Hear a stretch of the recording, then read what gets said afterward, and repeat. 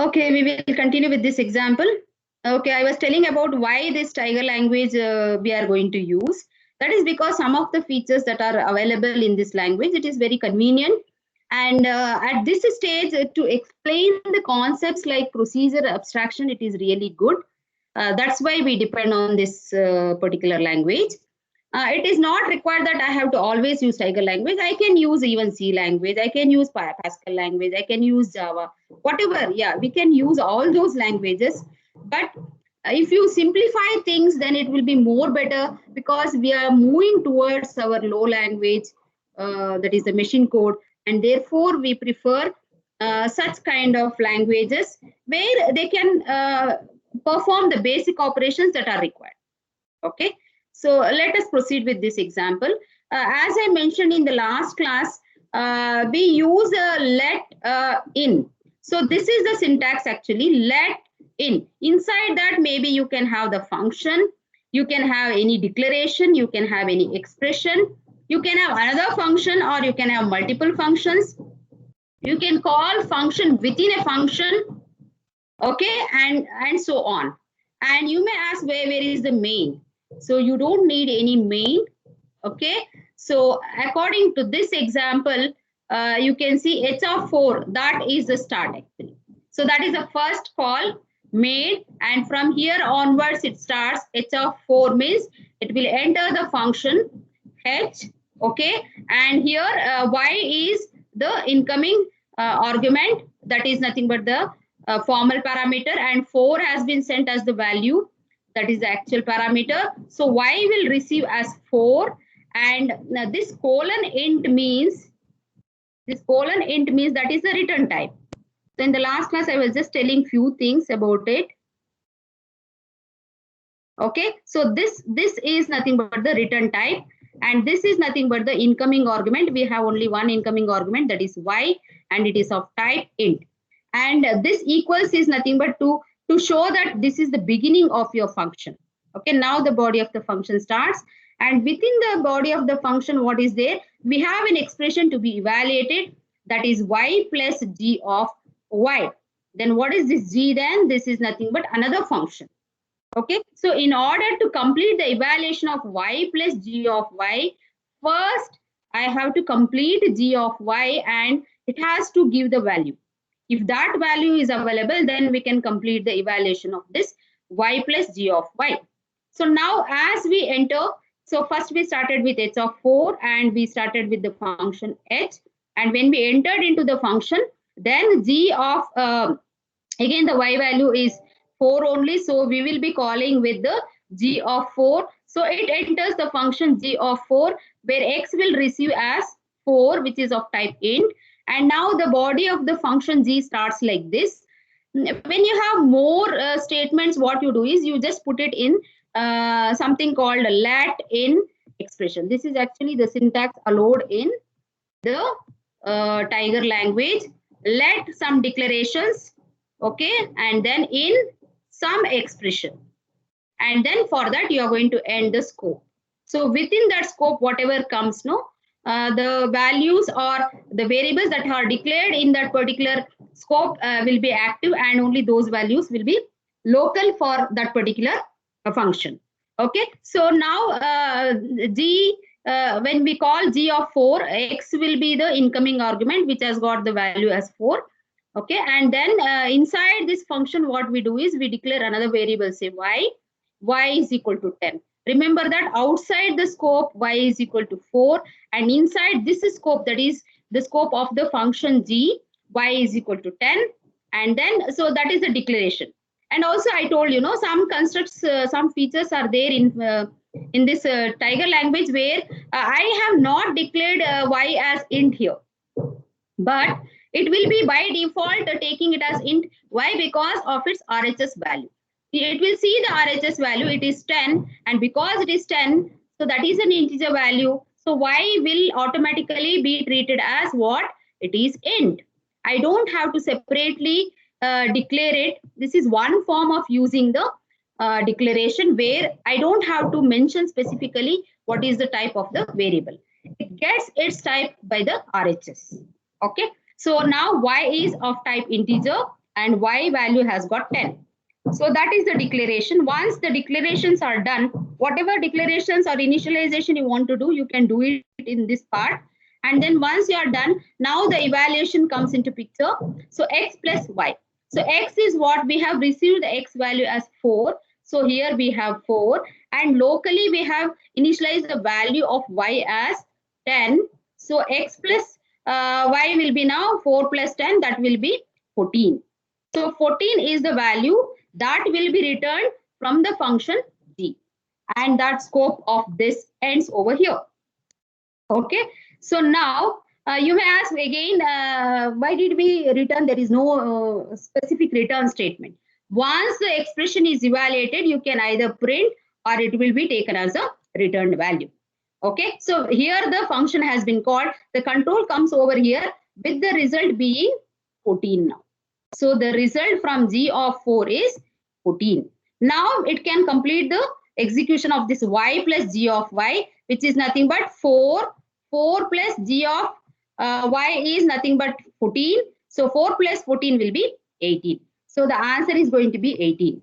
So if at all you want to print it, yes, you can print it. So that also a statement you can include here. So everything will be treated like expression only in this particular language. So after the execution of some expression, maybe you can print it there only and you can see, or anyway, it is going to return. We are using the functions.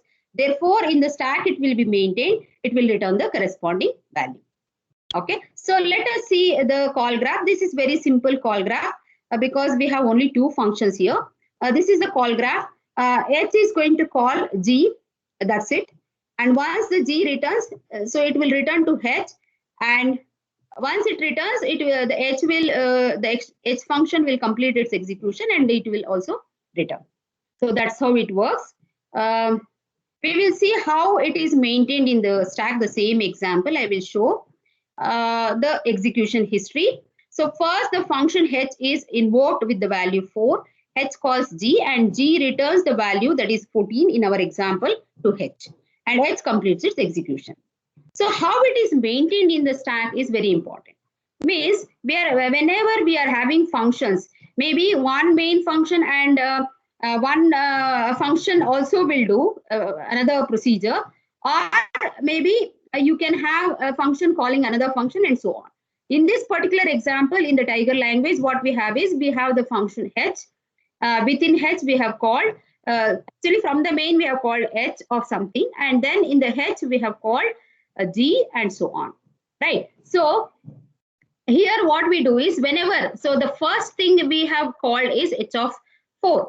According to H of 4, we have used the variable as y once it receives. So if you go back and see the code, here y is there. So H of y means y will get the value of 4 because I have made the first call, that is H of 4. So what is this stack frame then? Whenever some particular procedure is invoked, it will create a record which is known as activation record. It is also known as the stack frame. Okay, stack frame for H. So this is the first function and we have created the stack frame for H. So once you start with the H function, then what is the next call? Next call is G of 4. So when G of 4 is called, another activation record has to be created, that is for G. Okay, so what is created now? Already one activation record was created for H, and now we are going to create for G with the corresponding value. So once you call this G, what happens? It receives X as 4, and within the function of G, we are initializing Y as 10. So these two variables will get updated. So remember that this is the first one created and it is active still, and this is the second one we have created. It is nothing but the stack frame or the activation record. So in the sequence we have created. Now record 1 is also active, record 2 is also active. Only when they exit from the function, it becomes inactive. Okay. So now going to the next step is what? Once you are done with the G of 4, it returns the value 14. Okay. It returns the value 14 means it means that it is going to pop. See, whenever the activation record is created, it is going to push some contents onto the stack. maybe the parameter value or the initialization, whatever you do inside the function, that, and after evaluation you will get some result. So that result you're going to return back to the called function. Okay, so means wherever that call has been made, it has to return that value. In this example, it has been called from H, so the control comes over here and that value is used now. So it means that I am done with G. Therefore, I can pop the activation record contents, and then we can proceed with the next step. Okay, so activation record for G is deallocated. It is nothing but popped all the contents from the stack. So now the activation record 2 does not exist, which is for G. Still activation record for H exists because we have to still complete some evaluation in the H function. So what is this RV then? RV is nothing but the returned value from the previous function. So you remember in the previous slide we had activation record for G, and G has returned 10 plus 4, that is 14. So this is now taken out, and then what we have is it is going to return that result here back to the H function. So this is what we have now. Okay, so once it pops, it will return the result, and RV is equal to 40. So anyway, we have the value to be used for the evaluation in the within the H function. Therefore, H function also it completes the evaluation with the result as 18. And now we are done with the H function also. Therefore, the activation record for H is also deallocated. Means it is popped from the stack. Now the stack becomes empty. Okay, if at all you are showing the main, then it will go to the main, and then main also, once you are done with the main, it will return from there, and therefore the stack will become empty. In this particular Tiger language, we don't have main. We started with some function initially itself, and therefore the stack records, that is activation records, were created in that order. So this is one example. In this example, what we did is we had two functions, that is H and G.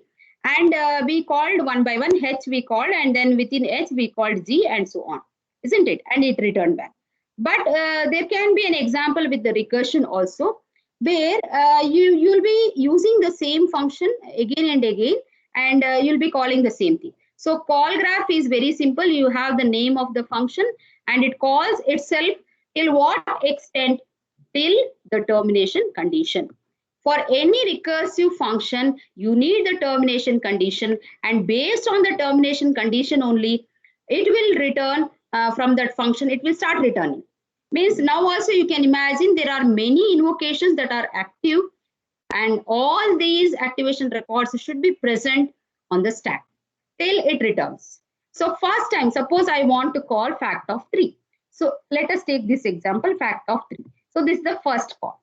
So once you call with the fact of 3, it goes and n gets the value of 3 now.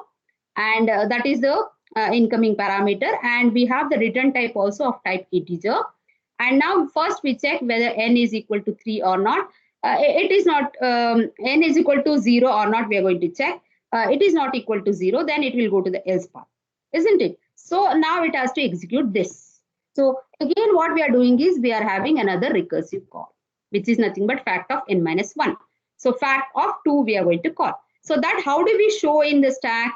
So first the record for fact of 3 is created. Okay, that is pushed onto the stack. So n gets the value of 3. This is the first record.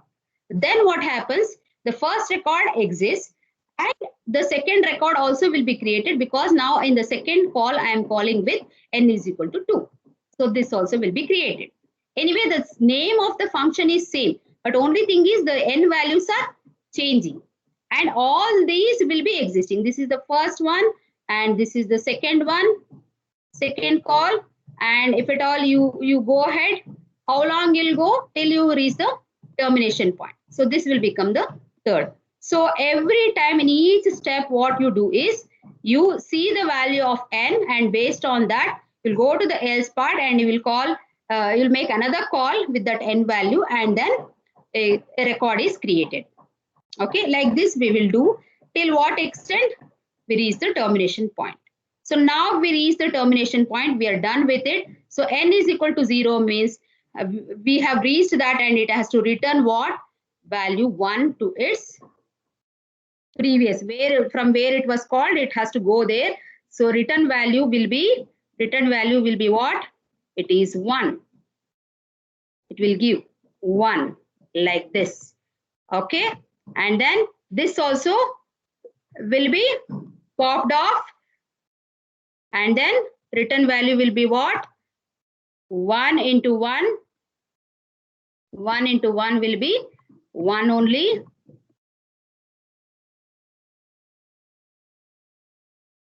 Okay, like this. Then it has to finally return from here. It will give the return value as 2 into 1, that will be 2. I'm not able to move this cursor. I'm struggling. Okay. So the return value will be 2. And finally, when I want to come out of this, you will have the result as what? Final result will be 6. If at all you are showing main, no, from there you would have called, and the return value, that result will be 6. So this is how it is done. So you have to actually imagine the snapshots at each call, how the stack frame, that is activation record, is created, and then how the contents are pushed, and also once it is done with the termination condition, how it will return back. The control will go back with the return value, and how it will compute. So that's what is shown. Okay, so you have to imagine the snapshots of this, and finally the result will be obtained. Okay, that is about the procedure call abstraction. Okay, means in the procedure call abstraction, what we dealt, we dealt with the how the activation records are created, how the contents are saved into the stack, and how it is going to return. So we just saw the overall idea, that's it. But internally there are so many things that are happening, isn't it? So that we will see, means it is not just the call we are going to maintain. There are some things which need to be, some actions to be taken care during the call and once it returns. Okay, that we will see. That is in the next topic, that is the standard linkages. So in the standard linkages, what we have is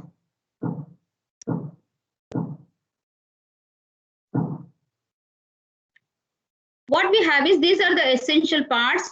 Whenever you start a function, okay, whenever you start a function, that is a procedure, it will enter into that environment, and it will create that particular procedure's environment. Suppose P is my procedure name. It is going to create the P's runtime environment. Okay, and similarly at a call, suppose I am going to make another call from P, so it has to preserve the P's environment. Means just because you're calling, you should not lose your data which is already created in the P's environment. So that should be preserved.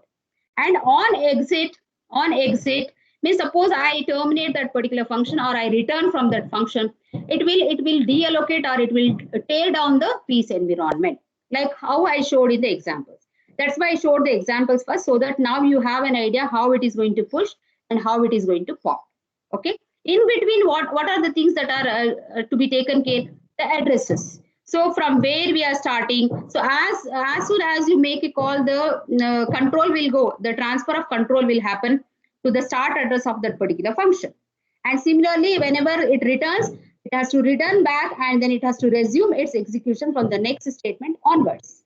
Okay. And also the lifetime of the activation record is important. So how long it will be there? Like in our previous example, 2 examples we saw, till that particular evaluation of some function happens, until it returns, that particular record exists. That is, it is active. Okay. Once it returns, once it exists from that function, then that record is deallocated and it will not exist. Okay, that is known as a lifetime. Okay, let us see how other actions are to be taken care for the procedures. So this is nothing but a standard procedure linkage, means what are the actions that are to be taken care whenever the call is done. So let us imagine 2 procedures, procedure P and procedure Q. So in the procedure P, we have something called prologue and we have something called epilogue. So each procedure will have standard prologue and standard epilogue. So prologue is whenever you make a call, some actions to be taken care. So that is about the prologue. Similarly, whenever something is returned, that is when once the environment exits, so some epilogue should happen. That is when it returns, epilogue will happen. Okay. So for every procedure, we have the standard prologue and standard epilogue. And also for each call, it has some sequence like pre-call sequence and post-return sequence.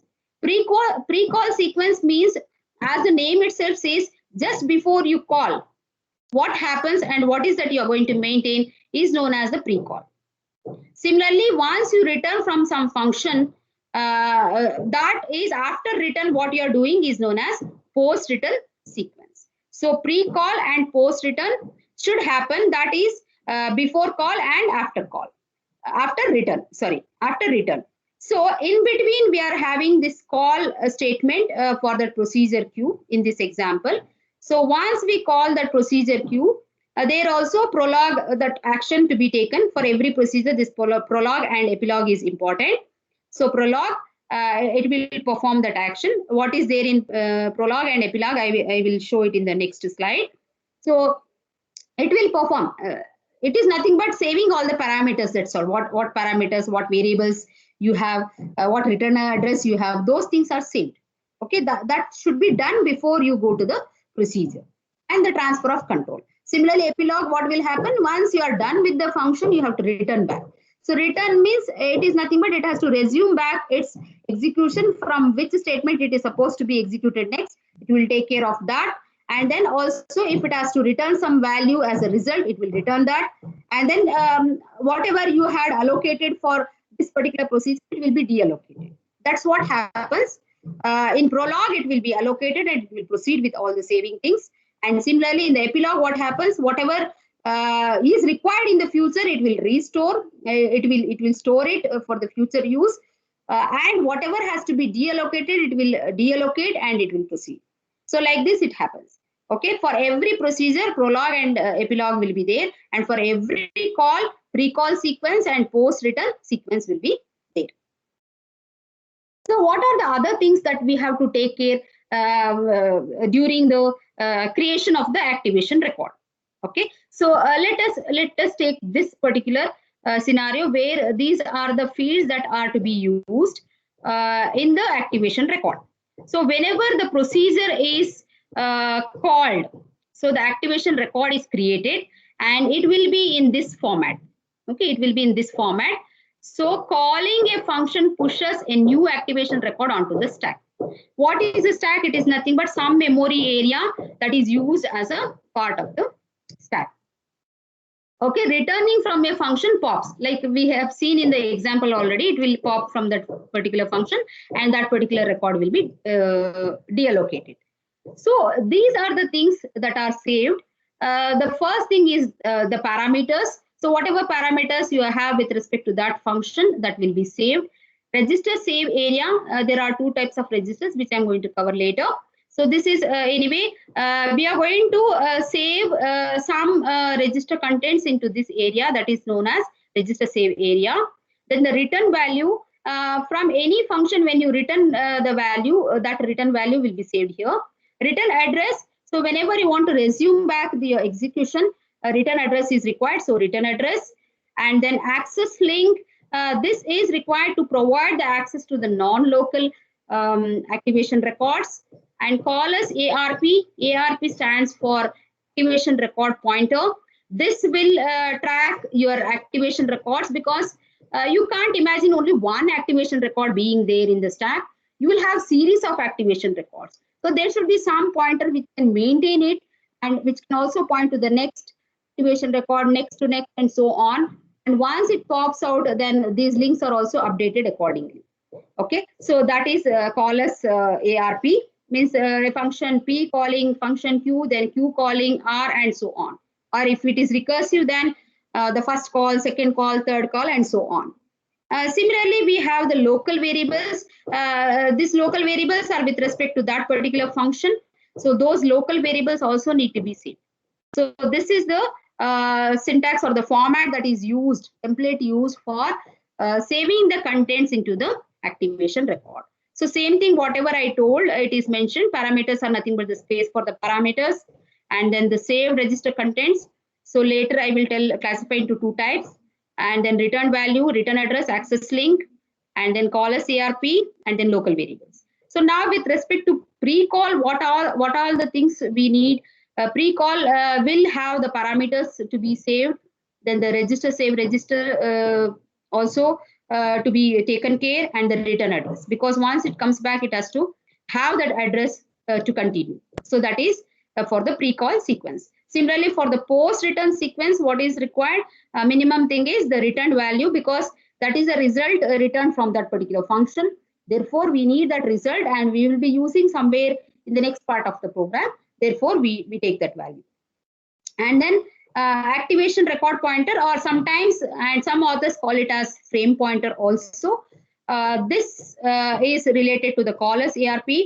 Later, I will show a bigger example where a lot of activation records will be created, and how this ARP will be updated, and how it changes, and once you push, how it changes, once you pop, how it changes, how it is going to point to different activation records. We'll see in the later examples. Okay, now I have just given the general structure of the activation record, which will have the minimum these fields which need to be saved whenever some procedure is called. Okay, so I was telling about the saved registers. There are two types of registers based on who is going to take the responsibility of saving the contents. Okay, there are two types. First one is the caller save, and the second one is the callee save registers. So caller save register means the responsibility is for the caller to save all the contents. Okay, means suppose I have a procedure, say P, and P is going to call Q. Q is callee and P is caller. Now the caller takes the responsibility of saving all the contents into the stack, that is activation record, and then it is known as caller save. So caller save register values are saved onto the stack, and why and how it is saved? It is saved in such a way that there is a requirement that the content will be required later also. Okay, understand the situation. Whenever we use a caller save register, it means that it is now calling a function, and that function will be executed. Whatever it is going to save is going to be used in the future also.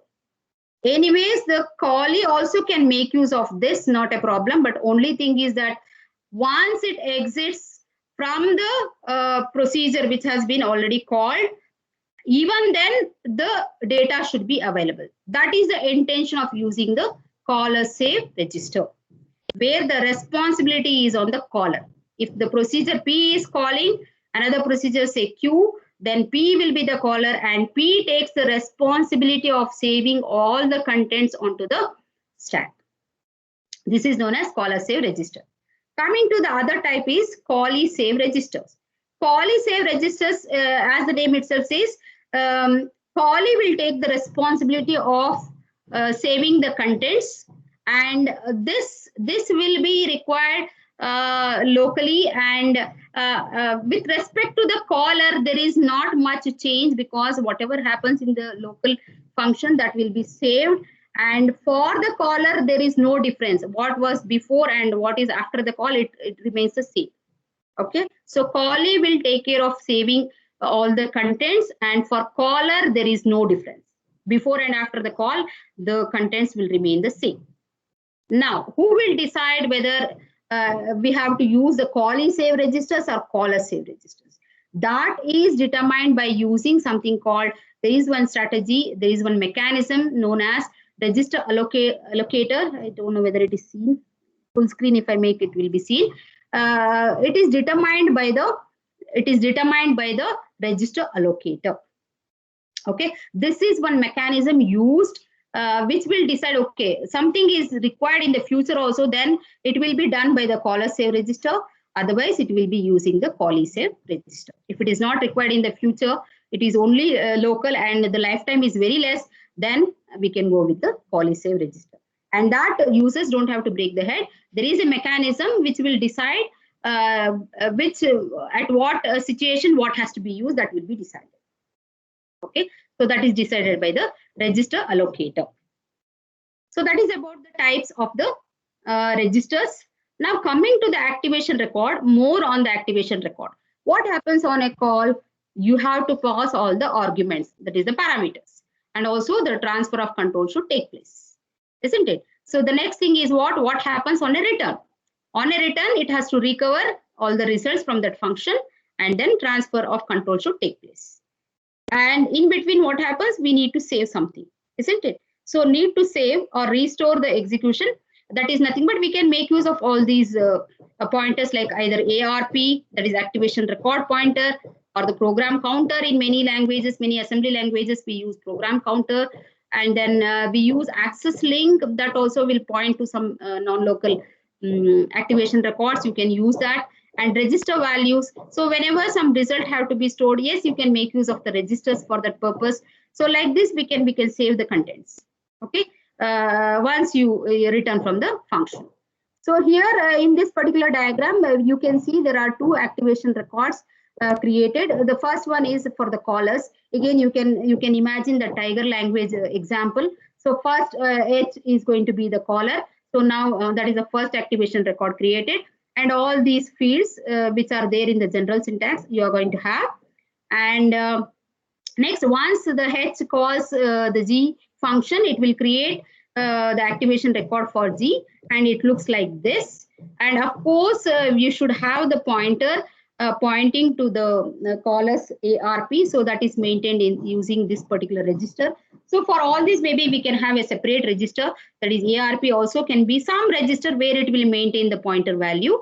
Okay, and always the growth of the activation records is in this direction. You can see the direction how the calls are made. First the caller and then the callee. Suppose this becomes the caller for the next callee, then you have to treat this function G. Suppose I had another function within G. G is calling another function, say X. Then it would have created X activation record in the next stage. And now G will become the caller for X, and so on. So always the activation records are created in this direction. You can see the direction. And what about the direction of the return? When it pops, no, it pops from the back actually. So that is the return is from the other direction. So always it pops and it deallocates and it will go on till you reach the main function. So like this it works. So you can imagine a series of activation records created at a time, and then whenever it is existing in the stack, it means that all are active.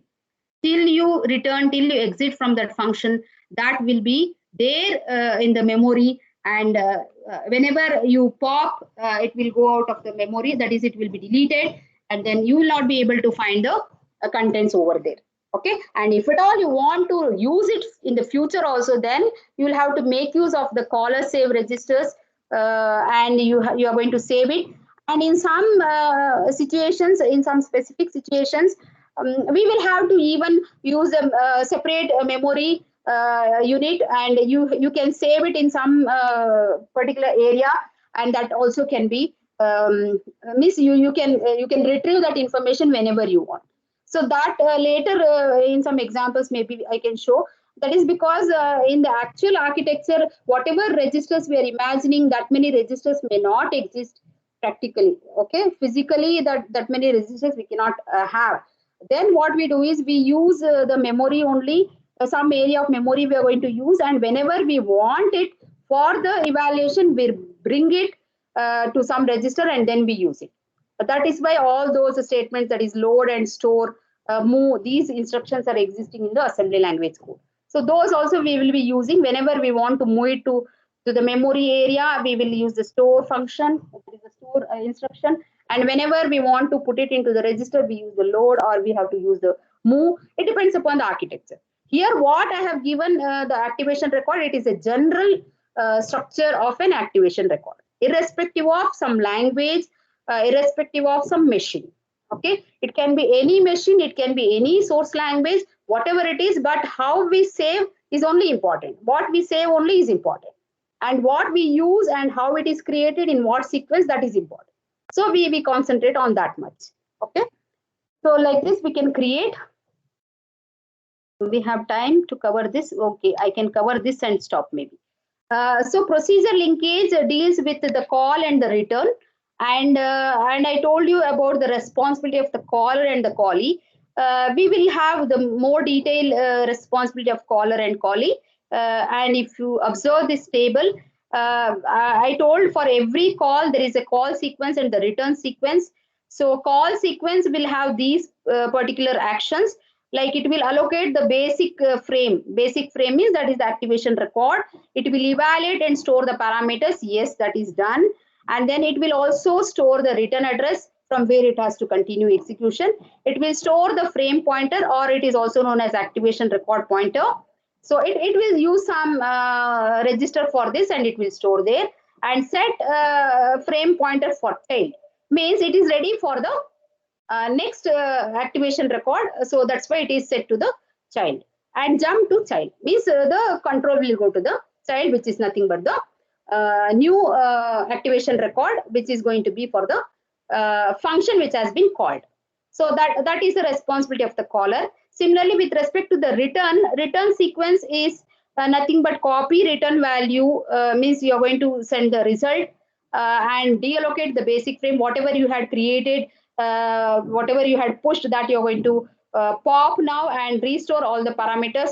That is done in the return sequence. And coming to the prologue code is nothing but you're going to use the save registers, where it can be either caller save or callee save based on the requirement. And then you also state what are the local data that has to be saved. And also you will have later one more structure I will show there. You will have the global data, you have the static data area. So in those areas, all these variables values will be stored, and any initial values also will be stored, and then fall through the code. So that is nothing but your prologue code. Means before you just begin the execution of your function, you do all this, which is nothing but the prologue. And similarly, epilogue is once you return, isn't it? That is the after the return. So store the return value, restore the state, means where you had started, you have to come back to the same state. And then whatever frame you had created, that will not be there. So unextended. Here you had extended, now you are going to unextend. So you are going to deallocate it and restore the parents FP. So in the call sequence, what we had done, we had stored the FP and we had pointed to the child. Now it has to come back to the parent because we are done with the child function. Therefore, it will restore to the parent's FP and jump to the return address. So this is what happens during the procedure linkage. So it is not very simple like how we say it is just called and it is returned. It is not just that. There are so many things that are happening internally, and all these actions to be completed, and then only you will have the values, desired values, what you require for your execution of the function. So I think I can stop here. In the next class, I'll proceed with the next topic. There is one more slide with respect to this topic. I'll finish that in the next class and then start the new topic. Okay, students.